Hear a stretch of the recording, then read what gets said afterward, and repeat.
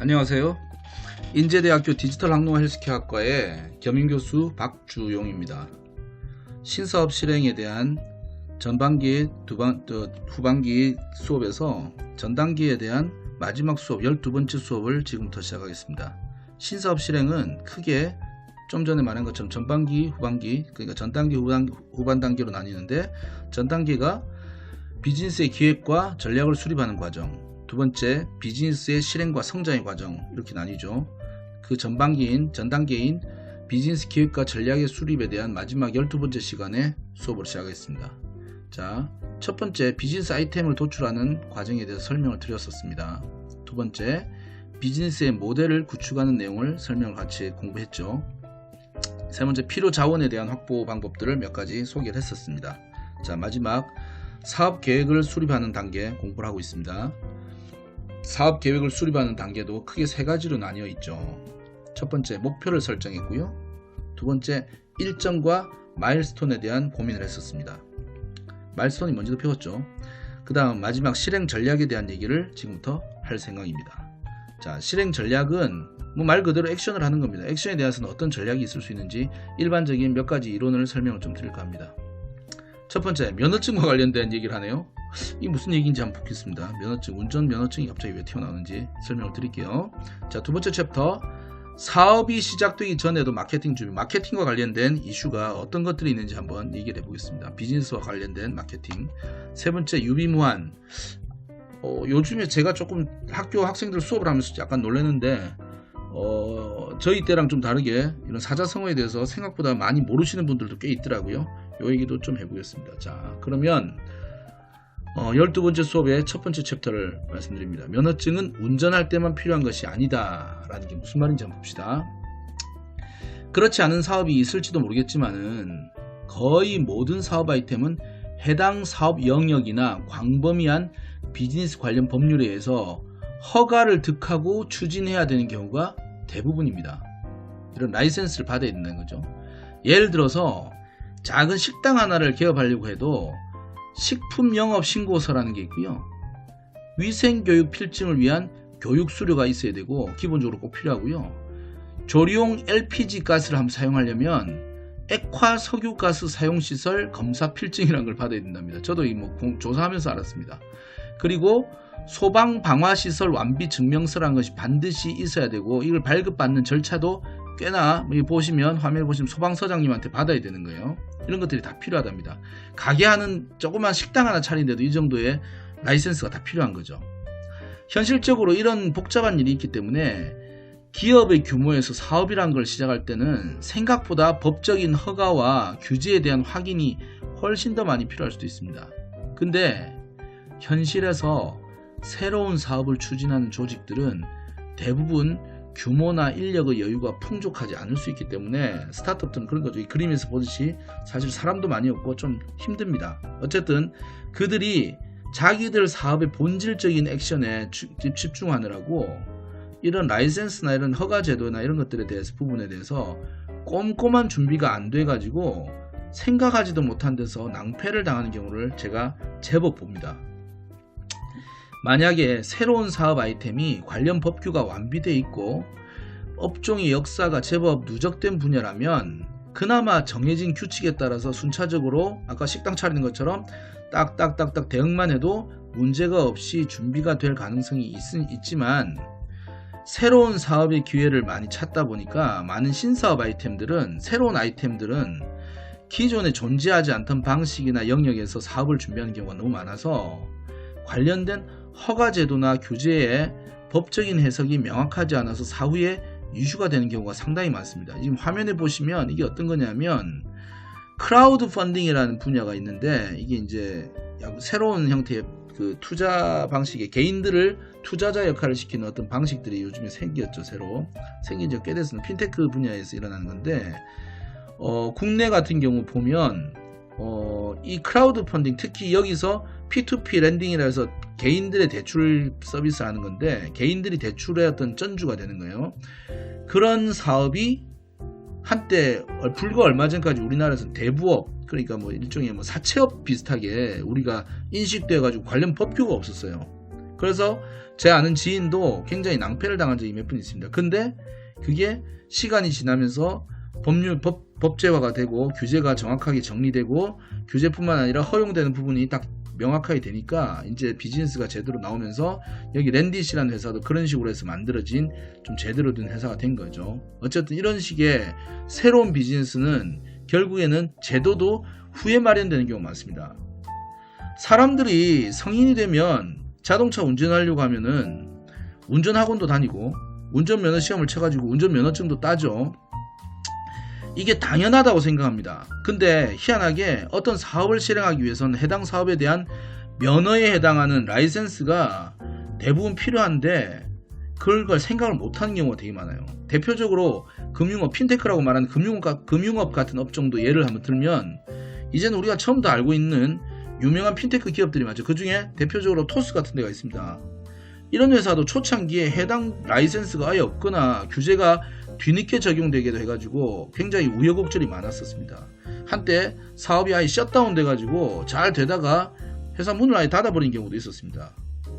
이 외에도 운송업이나 헬스케어 관련 등에서도 새로운 아이디어가 창출되고 있는 사업 영역 여기저기에 사업 아이템의 어떤 매력하고는 별개로 법적인 이슈의 문제가 계속 제기되고 있는 사실이죠. 이게 사실은 현실입니다. 새로운 사업을 기획하고 실행하는 단계에서 본격적인 실행을 앞두고 점검할 최종 항목 중에서 가장 우선적으로 고민할 부분은 우리 사업의 면허하고 관련돼서 필요한 업무를 완벽하게 예측하고 관련 법적 규제나 새로운 입법 사항은 없는지 등을 최대한 완벽하게 조사를 해봐야 되는 겁니다. 사업이란 거는 자본주의 체제에서 법률적인 허락하에 시행하는 경제적인 활동이기 때문에 그냥 우리가 정말 대단한 아이템을 보여줄 거야, 그냥 우리 건 최고야 라는 식으로 순수한 마음으로 진행할 수 있는 게 절대 아닙니다. 그러니까 반드시 관련 면허와 자격증 등을 취득하고 법적 규제에 대한 대응 방안도 디테일하게 준비해야 되고요. 아울러 화면에서 보시는 것처럼 해당 법규들이 국가별로나 또는 지역별 차이도 분명히 있을 수가 있기 때문에 사업 추진을 계획하고 있는 모든 지역과 국가에 대한 대응을 개별적으로 다 준비할 필요가 있다는 점을 기억하셔야 됩니다. 자, 사업이 시작되기 전에도 마케팅 준비는 시작된다. 이게 무슨 말인지 한번 찾아볼게요. 이거 자체 하나가 그냥 어떻게 보면 큰 사업 영역에 해당되기도 하지만 마케팅이라는 것 자체가 어떤 형태로든지 사업의 성공을 위한 실행 단계에서 가장 액티브한 활동으로 이해되고 있는 게 사실입니다. 그래서 사업을 준비하는 스타트업들의 사업 계획을 잘 들어보시면 마케팅을 사업의 본질하고 혼동하시는 분들도 종종 보게 됩니다. 마케팅 자체가 사업인 것처럼 말씀하시는 분들이 있다는 거예요. 그렇다면 사업 한번 생각을 해봅시다. 새로운 사업을 준비하고 실행할 때 마케팅은 언제부터 언제까지 하는 게 맞을까요? 이 월별로 이거 예시에 보인 것처럼 월별로 해야 되는 건가? 이 질문에 대한 정답을 정의하기는 어렵습니다. 그러나 제가 제 주관을 상당히 좀 많이 섞어서 답을 좀 드리자면 새로운 사업의 마케팅은 사업의 실행을 준비하는 단계에서 할 부분하고, 그러니까 액션이 그 사전에 before 사전에 이루어질 부분하고 본격 실행하는 그 후 단계 after 단계로 나누어서 그 행하는 부분으로 구분해서 추진하면 가장 일반적으로 잘 나눌 수 있는 겁니다. 사전과 사후로. 즉 사전 마케팅하고 본격 마케팅으로 나눈다 이건 말입니다. 사전 마케팅과 사후 또는 본격적인 타이밍의 마케팅.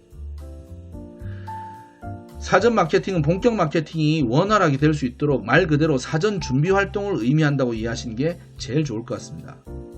본 강의에서는 사업을 준비하는 단계에서 필요한 사전 마케팅 업무에 대해서 미리 이전에는 간략하게 설명할 겁니다. 상당히 많은 기업의 마케팅 담당자들이 오해하시는 부분 중에 하나가 마케팅을 광고나 홍보와 동일시하거나 혼동하는 경우를 종종 봅니다. 물론 마케팅 활동 중에서 가장 중요한 것 중에 하나가 광고나 홍보인 건 맞습니다. 그러나 마케팅의 핵심은 그런 게 아니라 우리 제품이나 서비스의 핵심 킬링 포인트를 정의하는 것에서부터 출발한다고 생각하면 됩니다. 만약에 어떤 잠재 고객을 만났을 때 1분의 시간을 허락하고 우리 상품으로 고객을 유입시키거나 판매를 해보라고 만약에 누가 시킨다면 어떻게 할 수 있겠죠? 이때 그 미션을 받은 담당자가 고객한테 전달 가능한 압축된 설명이나 이미지가 있을 겁니다. 그게 바로 우리 사업의 핵심 킬링 포인트인 겁니다. 사전 마케팅의 주요 활동은 향후 출시될 우리 제품이나 서비스의 이 핵심을 정의하는 것에서부터 시작되는 겁니다. 핵심 포인트가 되는 거죠. 핵심 포인트를 찾아내는 겁니다.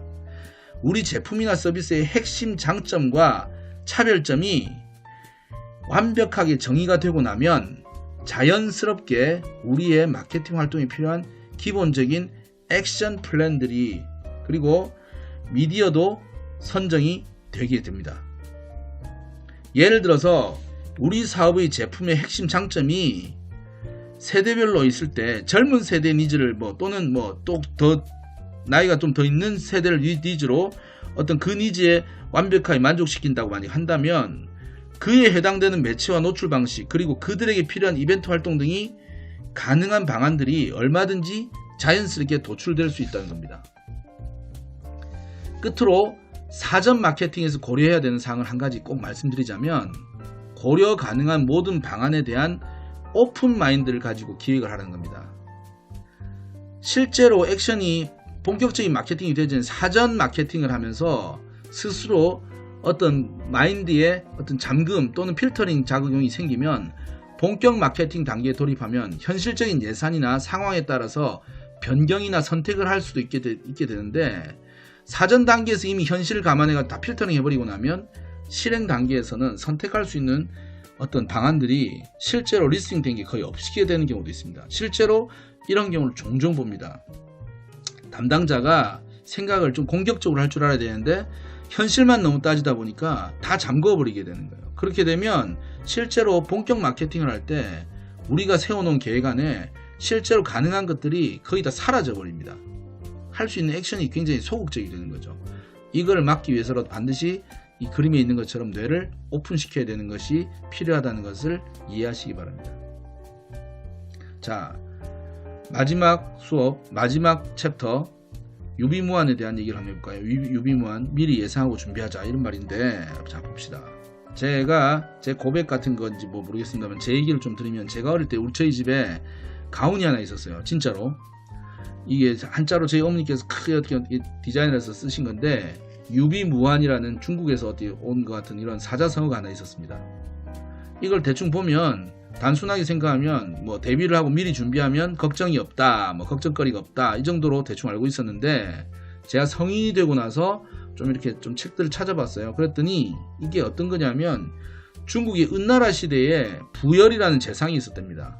이 사람이 자기가 섬기던 고종이라는 우리나라 고종도 있는데 중국에도 고종이라는 왕이 있었대요. 그 당시에 은나라에 고종이라는 왕한테 이 사람이 충언을 한번 전했는데 이 충언에 나오는 얘기 중에 한 대목이었습니다. 그걸 좀 원문을 좀 찾아보니까 살짝 앞부분의 내용을 함께 이렇게 보면 모든 일에는 갖춘 것이 있는 법이고 그 갖춘 것이 있어야만 근심이 없다라는 조금 내용이 좀 달라요. 뉘앙스가 좀 다릅니다. 그래서 제가 이것을 보면서 그런 생각이 들었습니다. 갖춘 것이 있다. 이걸 보고서 저는 이게 무슨 말인가 하고 잘 생각해 봤더니 제 생각에는 대안이 준비되어 있다라는 의미로 제가 이해가 됐어요. 대안. 영어로 얼터너티브라고 그러나? 자, 대안이라는 것은 어떤 일에 대한 대책을 말하는 거죠. 사업을 준비할 때 필요한 중요 항목 중에서 리스크를 관리하는 리스크 매니지먼트 활동이 있습니다. 리스크 관리라고 그러죠. 이런 것들이 있는데 이게 뭐냐 하면 잠재적인 위험을 식별하고 그에 대한 대응 전략을 수립하는 과정을 얘기하는 건데 그런 방법들을 말하는 거예요. 이것을 통해서 사업의 성공을 위해 위험을 최소화하고 대응할 수가 있는데 바로 앞에서 얘기한 갖춘 것이 있도록 준비하는 걸 말하는 것 같습니다. 리스크 관리를 실행하는 기본적인 내용을 단계별로 설명하면 지금부터 제가 한 가지씩 설명을 드릴게요. 자, 첫 번째, 위험을 식별하는 겁니다.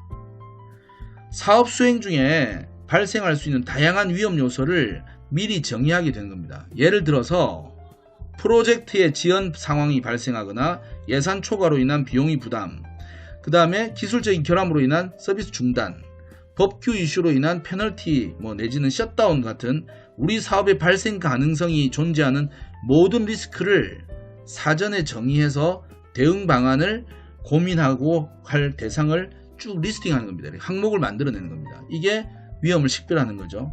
그리고 두 번째로는요, 위험을 평가하는 겁니다. 이건 또 무슨 말이냐 하면, 식별된 위험에 대해서 발생 가능성과 영향 정도를 정량화해서 평가하는 겁니다. 예를 들어서 위험 발생 가능성을 지금 이거 보시면 이렇게 측정하잖아요. 확률로 표현하고 영향 정도를 예상되는 손실이나 영향의 크기로 다 표현하는 겁니다. 다 이거 어떤 수치화하는 거죠. 아울러서 정량화된 위험에 대해서 우선순위까지도 정하는 겁니다.